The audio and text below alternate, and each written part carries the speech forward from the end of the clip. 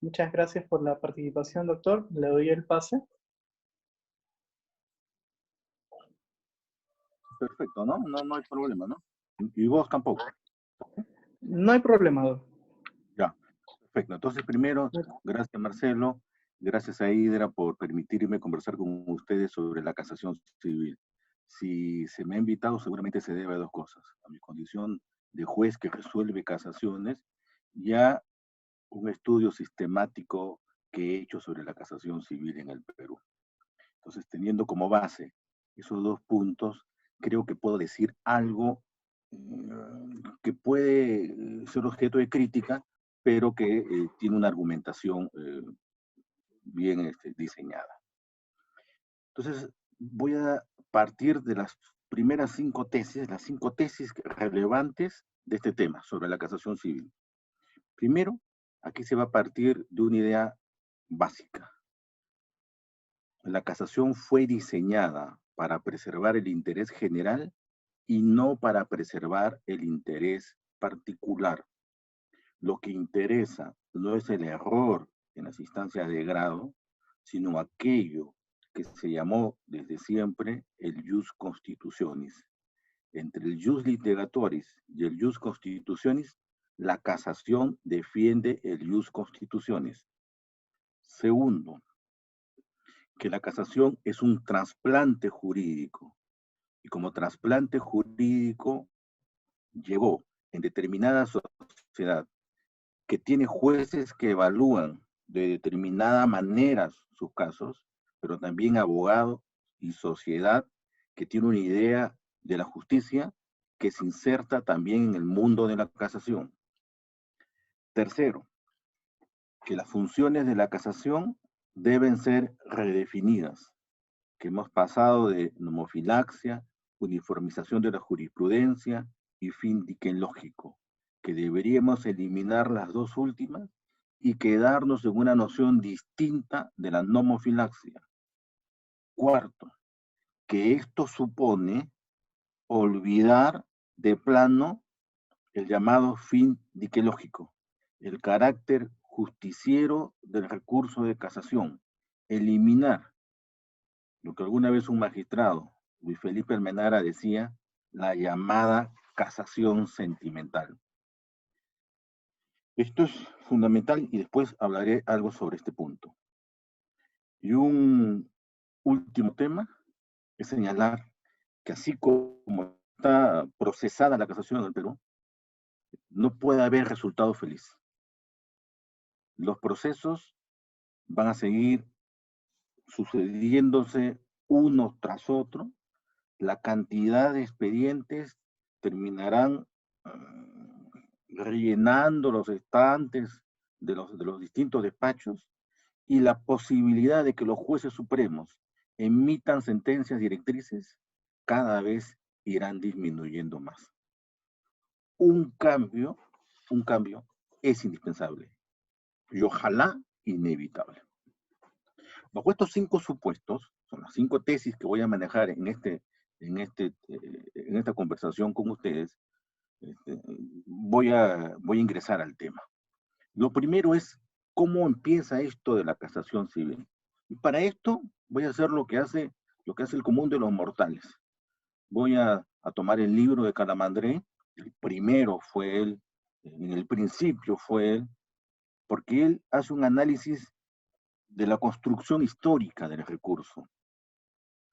Y él encuentra que hay 3 grandes momentos: la sentencia nula, la querela nullitatis y el establecimiento del Tribunal de Casación.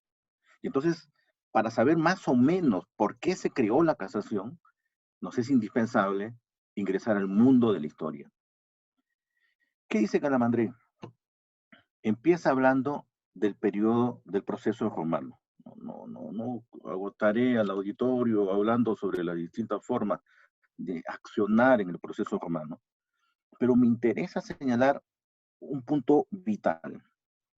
En Roma se hacía la distinción entre el interés particular de las partes y la violación expresa de la ley. El interés particular de las partes lo que ocasionaba era la sentencia apelable, ¿no? Y que era susceptible de ser examinada para ver qué es lo que había ocurrido en ese proceso. Pero la segunda, lo que originaba era la sentencia nula, jurídicamente inexistente e inidónea para pasar en autoridad de cosa juzgada. En el primer caso, lo que el proceso romano señalaba es que estábamos ante el jus litigatoris, ante el derecho de las partes. Y ese derecho de las partes se resolvía mediante determinada sentencia. Mientras que en el segundo caso, como lo que se contraveniera la ley misma, como lo que se colocaba en entredicho, era el propio marco normativo del derecho, entonces lo que se propiciaba era la sentencia nula y el jus constitutionis. Es decir, de manera exclusiva, la violación del jus constitutionis era lo que originaba la sentencia nula. Era la reacción de la ley para defenderse de la rebelión del juez. Entonces, este primer supuesto, jus litigatoris y jus constitutionis, le pertenece al proceso romano. Pero ¿qué pasaba con el proceso romano? Que se tenía la idea de que la sentencia nula no producía efectos. Y todos sabemos, sin excepción, en este momento, que los actos nulos y las sentencias nulas sí producen efectos. Y entonces había que dotar al proceso de un recurso que pudiera afectar a esta sentencia nula, que pudiera quitarle su fuerza, que pudiera dejarla de lado. Y ese recurso lo da el proceso estatutario italiano. Y entonces se crea un mecanismo. Y el mecanismo que se crea es la querela nullitatis. Contra la apelación que había la querela iniquitatis, para estas sentencias nulas se diseñaba la querela nullitatis. Es decir, se establecía un medio impugnatorio para poder ir en contra, para atacar esa sentencia que se consideraba nulo. Miren estos pasos. ¿Ah? La primera idea, jus constitutionis contra jus litigatoris.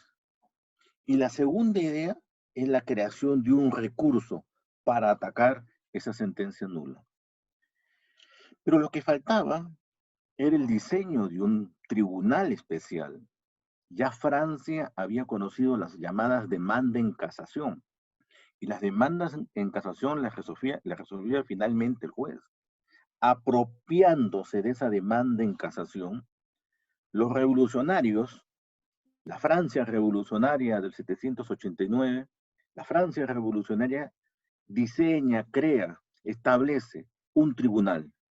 Este tribunal se llama Tribunal de Casación y lo establece en la ley del 27 de noviembre a diciembre de 1790.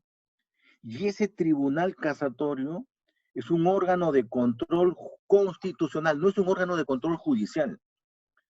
Es un órgano que está puesto al lado del poder legislativo. Y está puesto al lado del poder legislativo para vigilar la conducta de los jueces. Pero hay que precisar aquí que los jueces que habían servido a la monarquía eran sospechosos de seguir sirviendo al orden que se estaba derrotando. Y por tanto los revolucionarios crean un tribunal de casación, convierten al juez en boca de la ley y le dicen a ese tribunal de casación que cuando hubiera una sentencia que vulnerara la norma legal, entonces propiciaran la nulidad de la misma. No con un mecanismo judicial, porque se anulaba sencillamente y regresaba hasta la judicatura, hasta 3 veces, hasta que se estableció el régimen legislativo y se modificó esto. Pero finalmente la idea era que se creaba un tribunal especial, distinto, con funciones distintas a los tribunales ordinarios. Y miren, jus constitutionis en un primer momento. Establecimiento de un recurso, querela nullitatis, y la creación de un tribunal para que viera estas circunstancias. Y es de esa forma que Calamandrei considera que se ingresa al mundo de la casación moderna. Ahora bien, dicho esto, la pregunta que surge es, ¿y qué es la casación? ¿Qué cosa es el recurso de casación? Entonces, hay diversas formas de indicar y diversas expresiones sobre lo que es el recurso de casación. Pero yo quisiera ajustarme a los términos históricos de Calamandrei. Y los términos históricos de Calamandrei me dicen de que hay un recurso y que ese recurso es extraordinario, que hay una corte, y esa corte es una corte de casación, que se examinan cuestiones, pero no cuestiones de hecho, sino de derecho, y que se defiende el interés público y no el interés privado. Entonces, pasemos a hablar sobre estos puntos. En principio, la casación, el recurso de casación, es un recurso extraordinario. Como recurso, transfiere la queja expresiva de los agravios. Y como es de naturaleza extraordinaria, tiene limitado los motivos para su interposición, limitadas las resoluciones contra las que pueden interponerse y limitada la existencia del vicio denunciado. No es cualquier recurso de impugnación. Es un recurso extraordinario, bajo los 3 parámetros que estoy mencionando. Importante decirlo para no desvirtuar la naturaleza de la casación. Segundo, existe una corte, la corte casatoria, las altas cortes, como se denomina en otros lados. Y es a estas altas cortes a quien se le encomienda el trabajo de revisar estos recursos extraordinarios. Pero estas altas cortes que examinan el recurso extraordinario de casación, lo examinan para señalar directrices generales. No es una solución particular, sin duda lo es. Cualquier recurso termina uno resolviendo un asunto particular. Pero lo que se quiere es que se establezcan lineamientos, directrices, directivas, asuntos generales. Lo que se resuelve no solamente soluciona un caso en particular, sino debería resolver miles de casos en general. Y por eso, en casación, en la casación histórica, lo que se señala es que se van a examinar solo las cuestiones de derecho, porque la quaestio facti, las cuestiones de hecho, ya lo examinó el juez de primera instancia y la sala revisora. Ya fijaron los hechos. Lo que se está controvirtiendo en el escenario casatorio es el mundo del derecho. Y por último, atendiendo a todo lo que he señalado, que la defensa que se hace es del interés público. Para ponerlo en términos absolutamente clarísimos, no se resuelve o no debería resolverse si a una persona se le debe ejecutar o no la garantía hipotecaria, porque eso ya lo vieron las instancias, sino debe resolverse un asunto que atañe, por ejemplo, a la hipoteca sábana que podría eventualmente, de la que se podría generar eventualmente una serie de situaciones generales para todo el colectivo. Entonces, bajo ese esquema, tenemos una pequeña historia de la casación y como segundo dato, tenemos las características principales de esta. Ahora bien, tenemos que saber cómo viene la casación al Perú. Y lo primero que tenemos que decir es que, como casi todas nuestras instituciones, cuando hablamos de la casación, también estamos hablando de trasplantes jurídicos. Ahora bien, no hay que rechazar por sí mismos los trasplantes jurídicos. De hecho, toda nuestra legislación está hecha en base a trasplantes jurídicos. Y Alan Watson ha significado lo trascendente que son estos trasplantes, lo exitoso que son para propiciar cambios y para modelar los sistemas jurídicos. Es verdad que un trasplante jurídico choca con una realidad y que entre lo que se trasplanta y la realidad surgen a veces controversias que son las que estimo yo han surgido en el Perú. Entonces, de plano diremos que en el Código de Enjuiciamientos Civiles de 1852 no existía el recurso de casación. Silva Salgado dice que sí, pero uno revisa las notas de la comisión que dictó este Código de Enjuiciamientos Civiles habla sobre las notas del Código de Enjuiciamientos Civiles y encontrará que no hay casación. Lo mismo se puede decir del Código de Procedimientos Civiles. Chirino Soto mencionaba que sí había recurso de casación en el Código de Procedimientos Civiles, pero aquí sí, la comisión revisora hizo una exposición de motivos y expresamente señaló que no estaba colocando el sistema casatorio, los tribunales de rigurosa casación, decía las revistas procesales. En realidad, la casación hace su ingreso en el Perú con la Constitución de 1979 y con el diseño que se hace en el artículo 241. Corresponde a la Corte Suprema fallar en última instancia o en casación los asuntos que la ley señala. Solo 3 años después, en la ley 23.346, se establecía que en todos los juicios, no procesos, así decía, que se tramitaran contra el Estado, resultaba procedente el recurso de casación. Después siguió el Tribunal de Garantías Constitucionales y el artículo 42 de la 23.385 decía que procedía también el recurso de casación. Pero estos son, digamos, los antecedentes de la incorporación legal como tal, de un diseño razonado del recurso de casación. Y todos sabemos que tenemos que llegar al Código de Procedimientos, al Código Procesal Civil de 1993. Ahora bien, que haya ingresado en 1993 como norma legislativa indica la juventud del instituto. Hay que reparar que la casación civil se hace dentro de un contexto de reforma legislativa general, que incluye el Código Penal, el Código Procesal Penal, las normas de reestructuración empresarial, la ley minera, entre otras, y que formaba parte de una visión que deseaba modificar el Estado, que se había mostrado negligente para resolver los problemas del país, y que necesitaba necesariamente modernizarse. Entonces, en el Código de Procedimiento Civil, el Código Procesal Civil, se incorpora la figura del recurso de casación. Y aquí un detalle. La casación francesa, como hemos visto, se incorpora debido y se justifica debido a los avatares propios de su sociedad.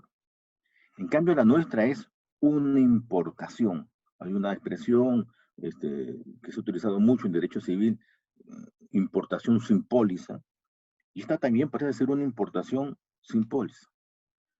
Como no existen actas de trabajo de la comisión que diseñó el Código Procesal Civil del 93, es sin embargo posible recurrir a uno de sus mentores para saber por qué se implementó la casación.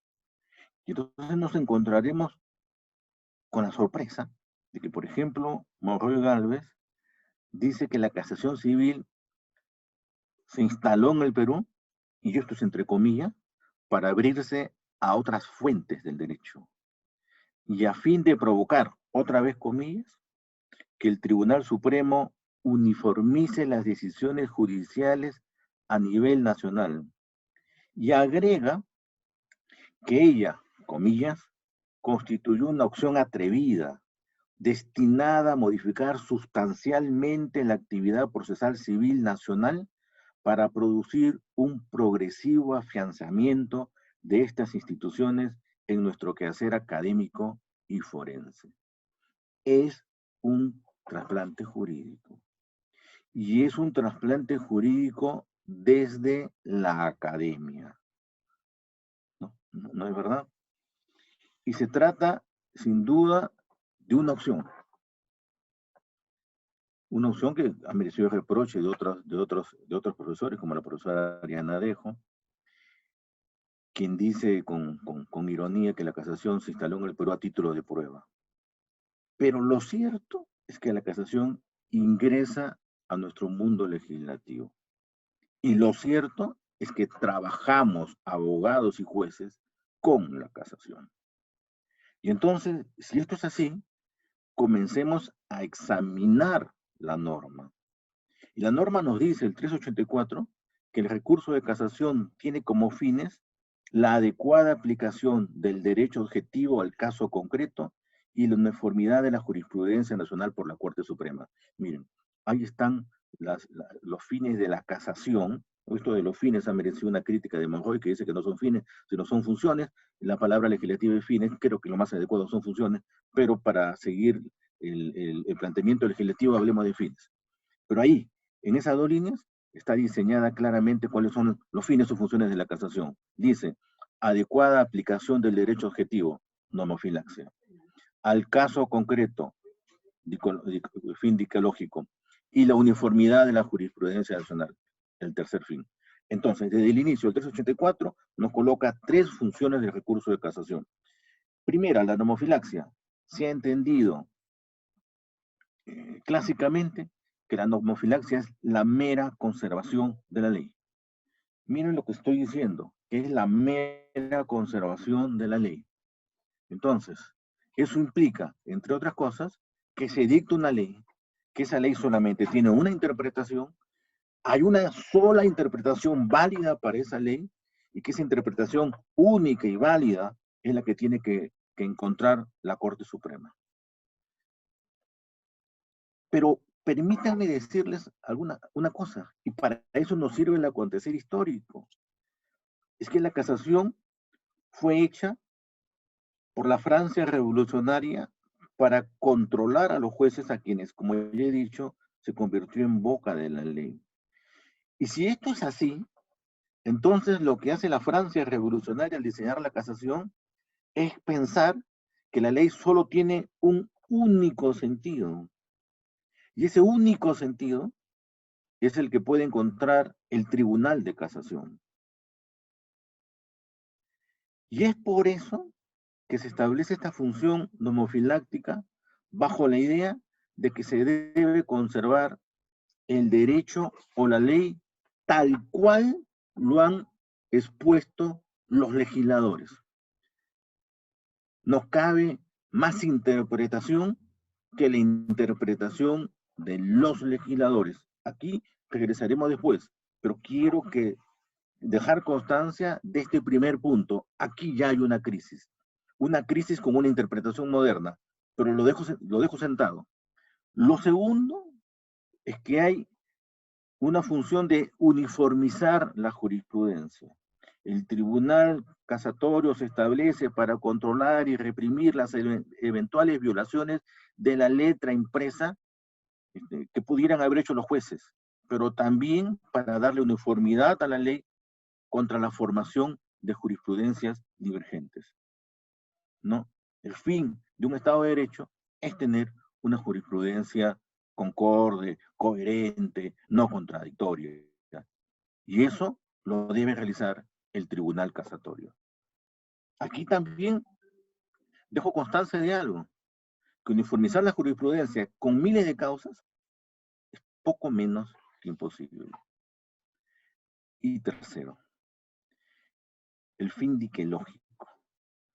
Dentro de la perspectiva de que la casación es sobre todo un recurso dentro del proceso, de la Rúa señaló que mucho más importante que la uniformización de la jurisprudencia es la justicia del caso concreto. Lo que importa es ver, como en cualquier recurso, ver el sentido del agravio y resolver en torno al pedido solicitado. Y por lo tanto, el recurso extraordinario de casación es ya no un recurso extraordinario, sino un recurso como cualquier otro. Ya un recurso en el que ya no interesa el jus constitutionis, sino un recurso en el que prima el jus litigatoris.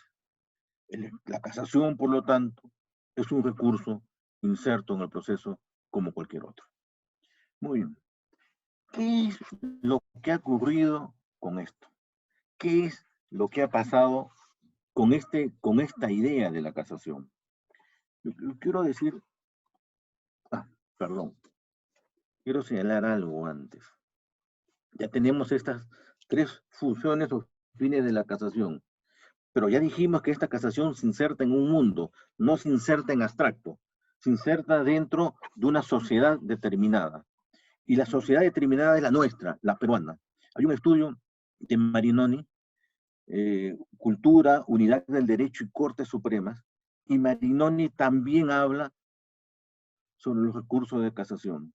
Y Marinoni repara en algo, y avanzaré rápidamente porque ya me faltan 14 minutos, repara en algo.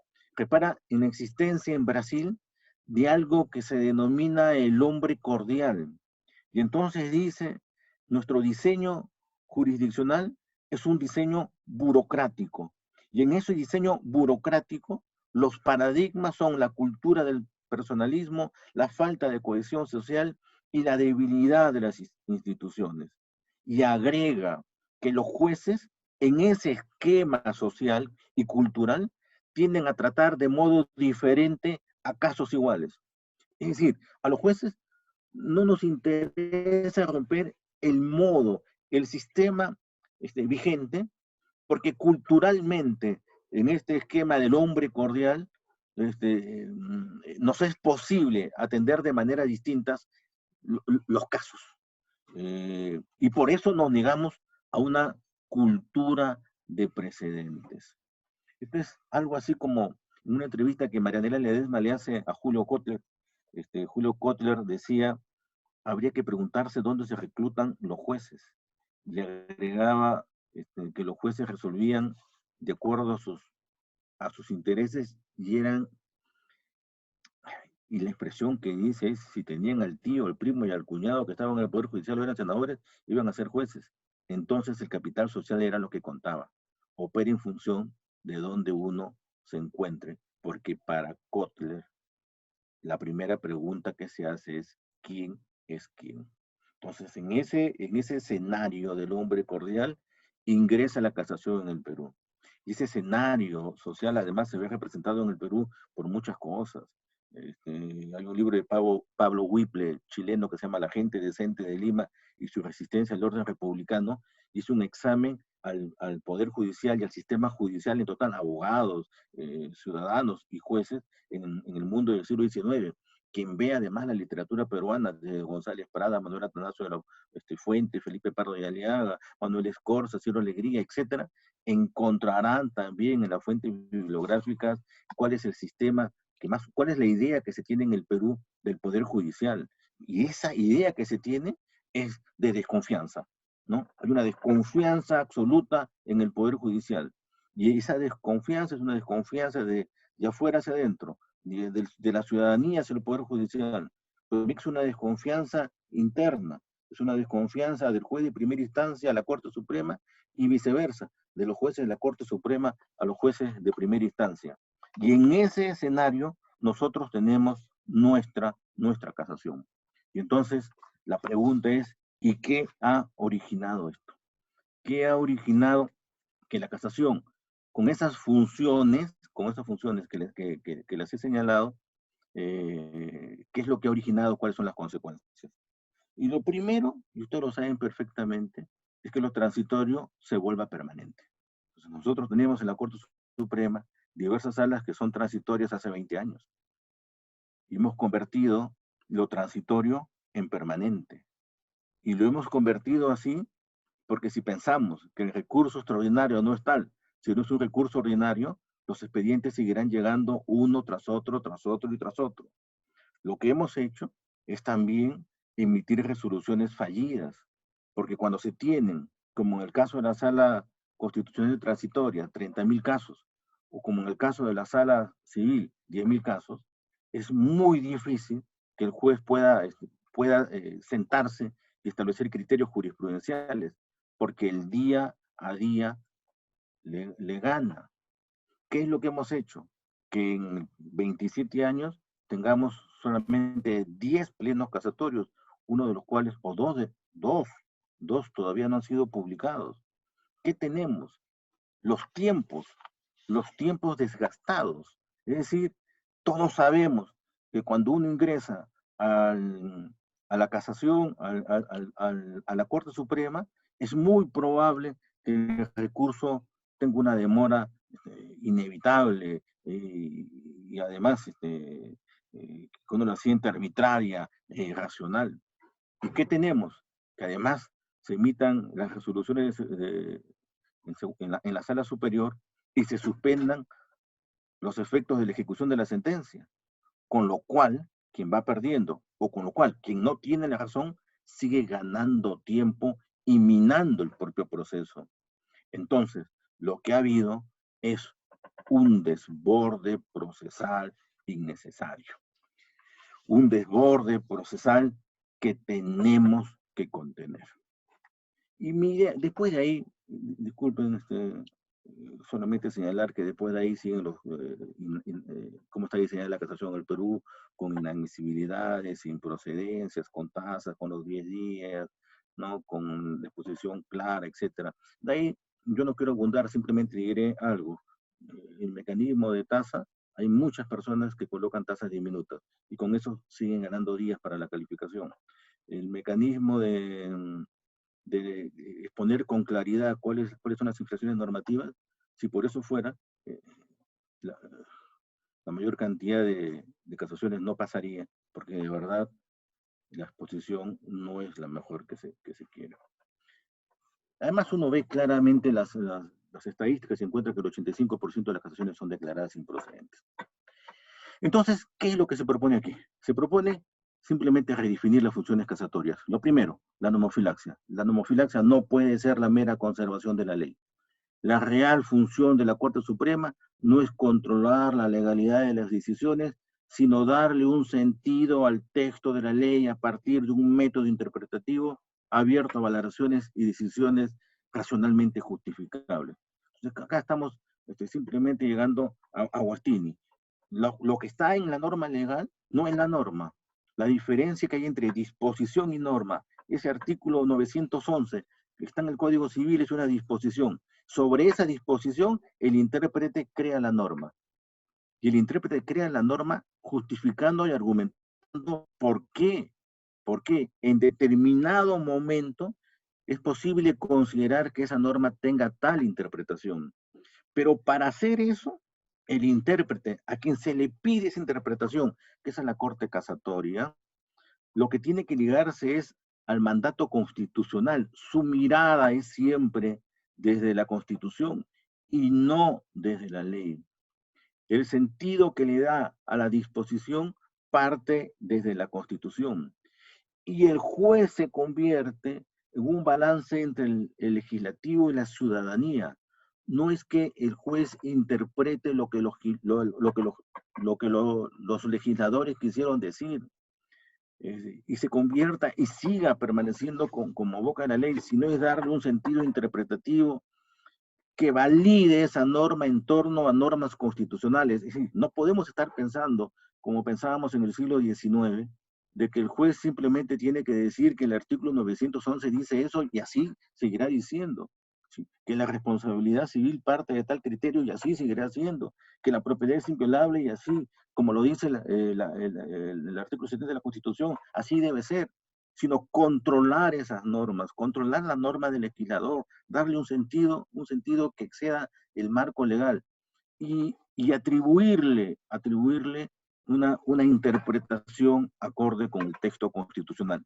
Y entonces, si uno dice esto, me faltan 5 minutos, si uno dice esto, cambia el sentido de la nomofilaxia. No es la nomofilaxia la mera conservación de la ley, sino la nomofilaxia se convierte en la interpretación legal de la disposición en base a textos constitucionales y siempre de manera razonada y con rigurosa argumentación para hacer válida esa interpretación a la sociedad democrática a la que se está volcando las resoluciones judiciales. Y solo así, lograr la uniformización de la jurisprudencia. ¿Qué piensen ustedes que haya uniformización de la jurisprudencia sin este criterio? Que haya uniformización de la jurisprudencia simplemente conservando la ley. Entonces, ¿de qué nos va a servir una jurisprudencia uniforme en ese sentido? La jurisprudencia que se quiere es una jurisprudencia vital que tiene que partir de ese contexto. Y por supuesto, dejar de lado el asunto de lo psicológico, aunque parezca duro. Yo solamente voy a hacer un resumen, me faltan 5 minutos y diré lo que corresponde en estos 5 minutos. Primero, que la casación civil se introdujo a título de prueba en el Perú para abrirse a otras fuentes del derecho y no tuvo en cuenta factores históricos, sociológicos, estadísticos del país que más o menos indicaban cuál iba a ser el sentido de la casación, es decir, volverla otra vez un recurso de nulidad como antaño. Segundo, que sería indispensable conocer las consideraciones de Marinoni, que Marinoni expone en Unidad, Cultura y Derecho sobre el hombre cordial, el Leito o Larraño, las que expone Pablo Whipple sobre la gente decente en Lima en los siglos XIX, y todo este contexto que he narrado de salas transitorias que se vuelven permanentes, inexistencia de plenos casatorios, excesiva carga procesal, dilación en el trámite de expedientes, deslegitimación de las decisiones judiciales, discordancia de la sentencia, que evidencian que la casación, por lo menos tal cual está, se ha convertido en una importación fallida, y que tal como está regulada, impide a la Corte Suprema cumplir con las funciones propias del órgano vértice de la judicatura. Sustancial esto.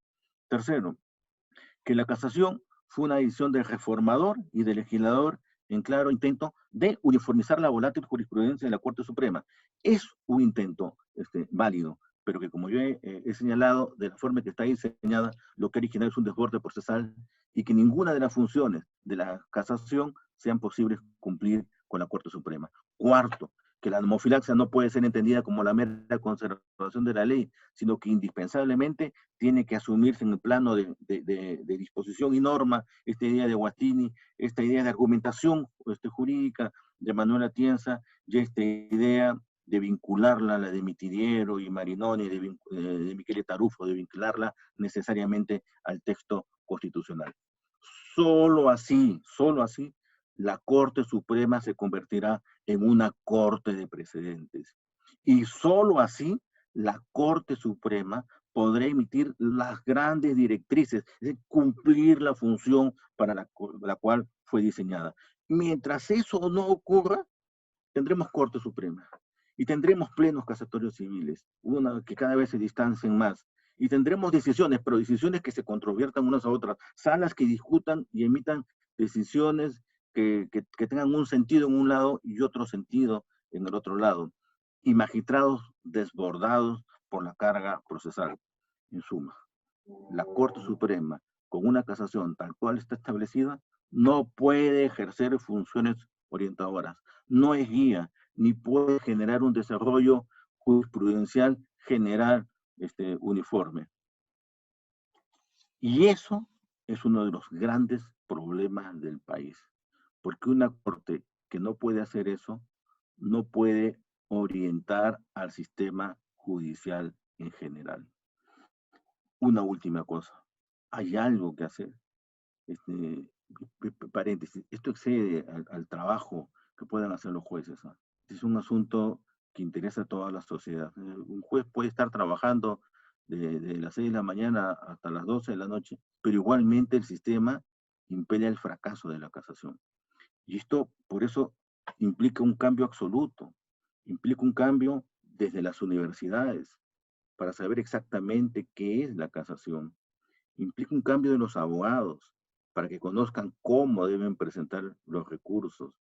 Implica un cambio del juez también, para que con precisión desarrolle sus funciones.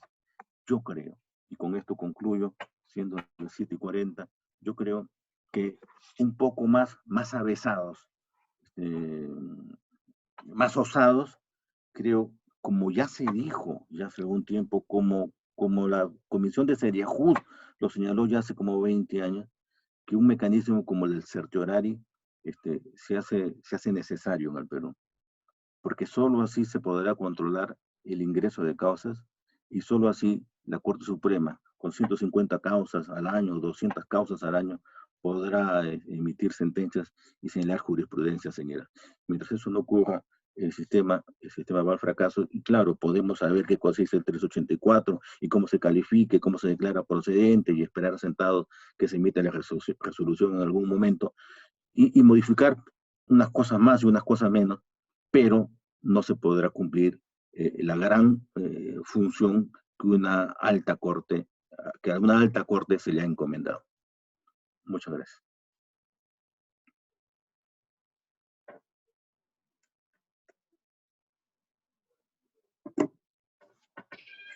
Doctor, muchas gracias por su ponencia. Contamos con una pregunta por interno. En relación a la casación civil y la reforma que sufrió el año 2009, el Código Procesal Civil incorporándose el artículo 392-A, el mismo que hace referencia a la procedencia excepcional del recurso de casación pese a que no cumple con los requisitos de procedencia. ¿Qué opinión le merece que se mantenga esta suerte certiorari atípico para la casación? Sí, miren, ese artículo tuvo la idea de crear un certiorari atípico, de permitirle a la Corte Suprema evadir algunos problemas en la procedencia de los recursos y decir, este recurso es importante y por lo tanto lo voy a ver en sede suprema. Claro, ese puede haber sido la idea de los legisladores. El resultado práctico es cuestión simplemente de revisar las resoluciones, nuestras resoluciones, es que ese artículo nos ha servido para de manera extraordinaria, entre comillas, declarar procedente multitud de recursos de casación. Cuando en 100 resoluciones, en 500 resoluciones, en 80 casos se utiliza el 392A, significa claramente que se pervirtió ese artículo, esa disposición. Porque lo extraordinario es lo excepcional, es lo que no ocurre frecuentemente. Pero cuando de 580 se utiliza el 392A para decir que de manera extraordinaria, excepcional, se va a incorporar el recurso de casación para verlo en el fondo, entonces hemos roto el sistema. Lo hemos convertido en ordinario, ya nada tiene de extraordinario. Ese artículo nos ha servido para decir más o menos así. Es duro, pero hay que señalarlo. Está perdiendo la causa A o B, no sé qué persona, parece injusto que lo esté perdiendo. El recurso de casación es deficiente, como la mayor parte de los recursos de casación, y entonces la Corte Suprema dice, ya, ¿saben qué? Vamos a declarar procedente el recurso de casación para emitir una decisión de fondo para evitar que esta persona, que injustamente va a ser desalojada, que injustamente va a perder su inmueble, que injustamente le va a pasar algo, pueda enmendar la causa, puede mandar su situación. Y miren, en el fondo eso no está mal. En el fondo, una resolución de ese tipo se inspira en un sentido de justicia. Pero el problema es que bajo ese procedimiento rompemos lo que es el recurso de casación. Lo convertimos en un recurso ordinario. A este 392A, Luis Felipe Almenara le llamaba la casación sentimental. Y entonces la Corte Suprema se llena de expedientes, se sigue llenando de expedientes y no puede emitir las grandes resoluciones a las que se debe. Pero además el mensaje que manda es, abogado, no importa cómo me presentes tu recurso de casación, porque al final, en la evaluación que me corresponde a mí, si yo veo que el señor o la señora tiene algún problema de injusticia, yo lo voy a arreglar. Por lo tanto, mandamos un mensaje mal a los abogados, nos sobrecargamos de expedientes, que ya estamos sobrecargados de expedientes, y al final se demora la sentencia, y al final no se cumplen con la función para la cual se ha diseñado la Corte Suprema.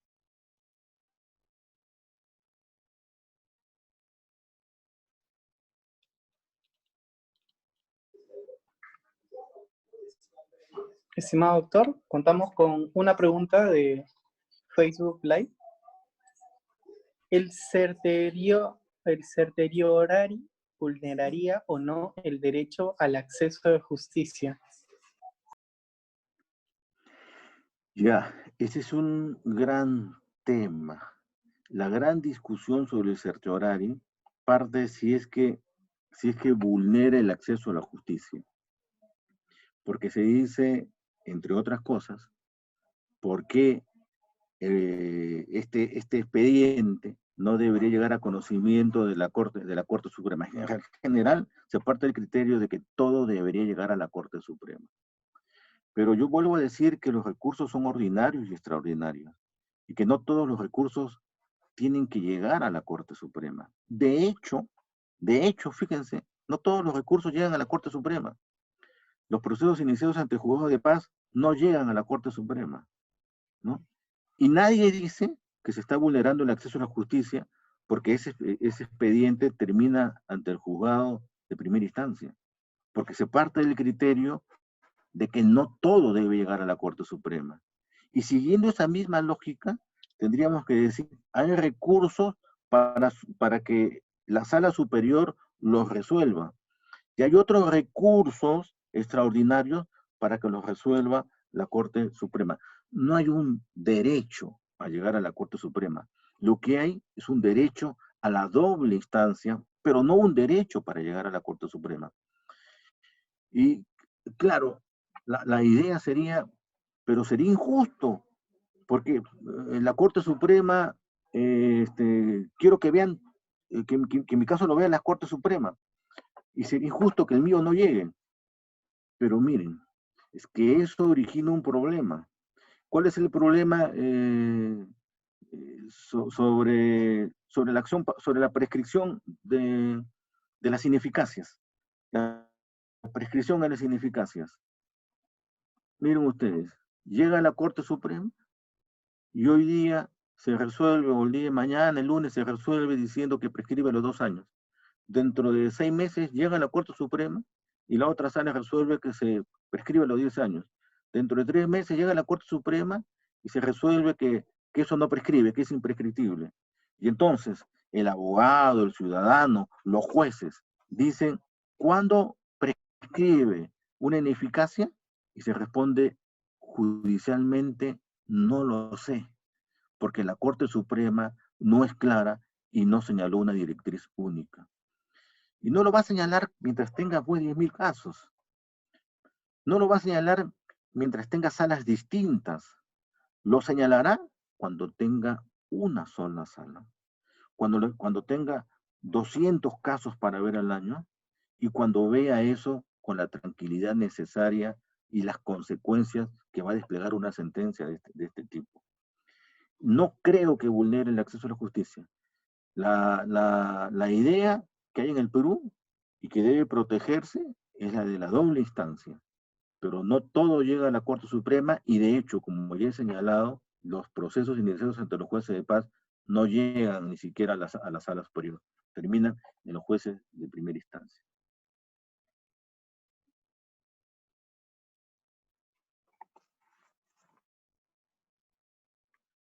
Estimado doctor, contamos con una última pregunta de Jorge Cruzado.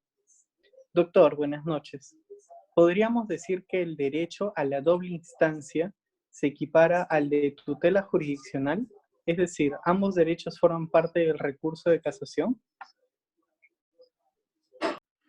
Yo insisto que el derecho que tenemos es a la doble instancia, que puede equipararse a una tutela jurisdiccional efectiva, pero no necesariamente la tutela jurisdiccional efectiva supone que el expediente sea conocido en la Corte Suprema. Suponer eso ya implicaría el 45% de los procesos civiles se ven en los juzgados de paz. Ya implicaría que estuviéramos negando en el 45% de los casos el acceso a la justicia o la tutela jurisdiccional efectiva a estos procesos que se inician ante el juzgado de paz.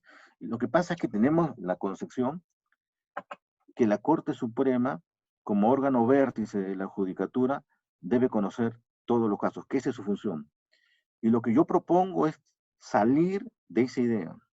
Esa no es la función de la Corte Suprema. Nosotros los jueces también tenemos que salir de esa idea. Esa no es nuestra función. La función de la Corte Suprema es tener líneas orientadoras, es convertirse en una corte de precedentes, es interpretar las disposiciones y uniformizar la jurisprudencia. La idea de convertir a la Corte Suprema en un ente que emite resoluciones una tras otra es convertir nuevamente el recurso de casación en recurso de nulidad. Y eso supone nuevamente enfrentarse con los hechos, con el derecho, es nuevamente regresar al inicio, es nuevamente la idea de no emitir decisiones de fondo. Es decir, lo que estamos pasando, lo grave que estamos pasando es, vamos, miremos, ¿cuántos casos en casación se declaran nulos? Se declaran nulos. ¿Qué sirve una sentencia casatoria cuando se dice nula la sentencia y no hubo fallo? ¿Para qué sirve? Sino solamente para alargar el proceso. Lo que sirve es que la Corte Suprema nos diga en los 25 o los 50 supuestos más, más importantes, más graves de lo que pasa en el país, que nos diga cuál es su criterio, el criterio que va a tener como base, el criterio que va a vincular a los órganos de instancia, a los órganos de grado, que nos diga eso, que nos vincule, que se vincule horizontal y verticalmente a su sentencia. Lo que no nos sirve es una Corte Suprema que se llene de expedientes, que crea que es un recurso ordinario, que emite decisiones por A y por Z y que no establezca ninguna y no sirva como guía alguna. Muchas gracias, doctor. Me parece que hay una última pregunta, si usted decide absorberla o finalizar la sesión. La Corte Suprema podría pronunciarse sobre un caso donde el recurrente indique que los jueces superiores civiles no han aplicado una figura que no tiene reconocimiento expreso de la ley, como la interversión. Y mire, señor Carlos Sánchez Coronado, yo creo que no solamente podría, yo creo que debería.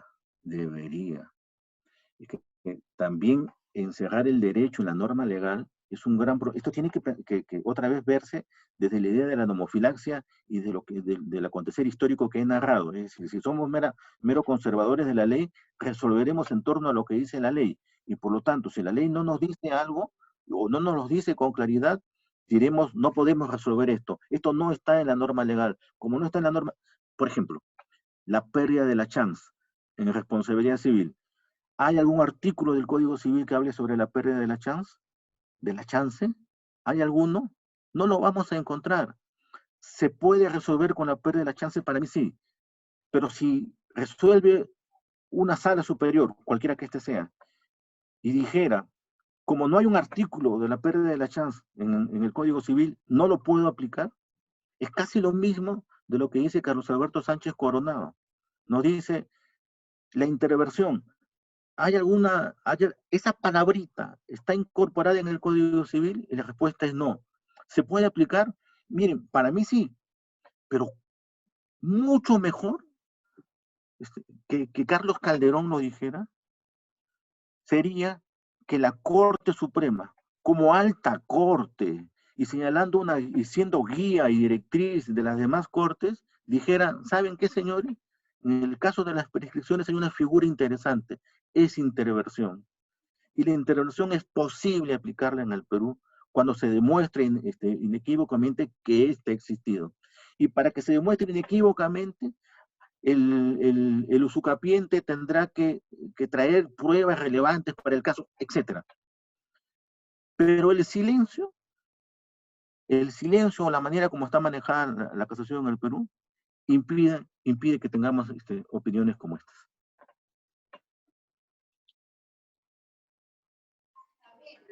Doctor, muy, Sí.